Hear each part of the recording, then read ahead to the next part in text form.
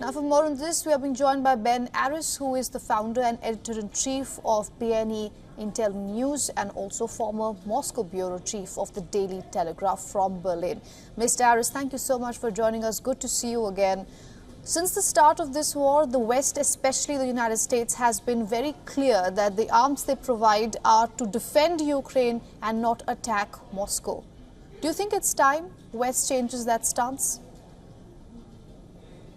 They're being pushed towards it because of the situation on the battlefield.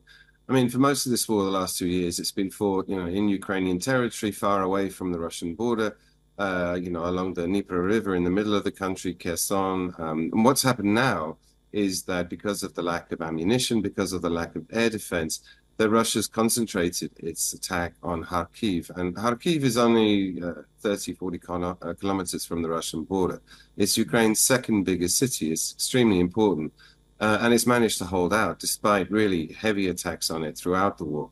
But the focus is on there now. And the problem is, what Russia's done is it's bringing up its troops and its rocket launchers and attacking the city from inside its own territory.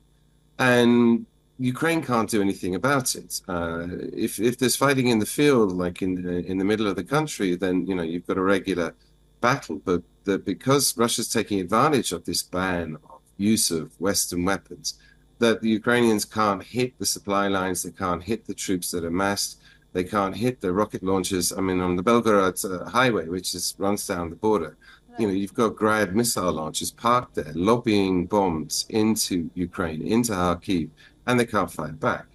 And so I think, given that the war's going so badly for Ukraine, that the American side is getting a bit desperate. They're thinking about, we have to lift this ban, so at least it'll be a fair fight where both sides could shoot at each other. But they remain very concerned about the possibility of provoking Russia because an attack with a NATO weapon on Russian sovereign territory could be taken by the Kremlin as an attack on NATO, attack by NATO. Mr. Aris, I want to connect US's domestic policy with how that could have an implication on the foreign policy. Now, we all know that US's presidential elections are slated for November this year. Now, the statements that we are seeing by Mike Johnson, he's a close ally of Donald Trump. There's a big possibility that Donald Trump might come back to power this November.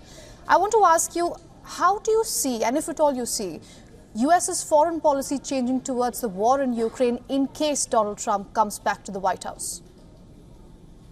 Well, you're right. These two things are intimately linked. I mean, the problems that Ukraine has had in getting support from the States is all a function of the domestic policies.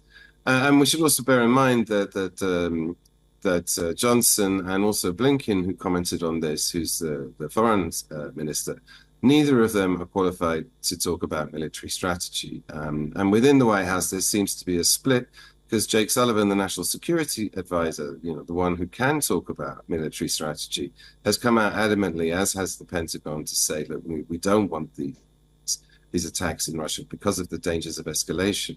But then you've got these domestic players, particularly Johnson and Mike McConnell, who's the head of the Foreign Committee, that they're saying that maybe we should allow.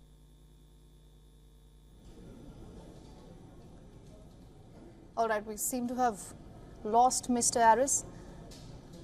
All right, we will be tracking this story very closely and we'll try to connect with Mr. Aris later.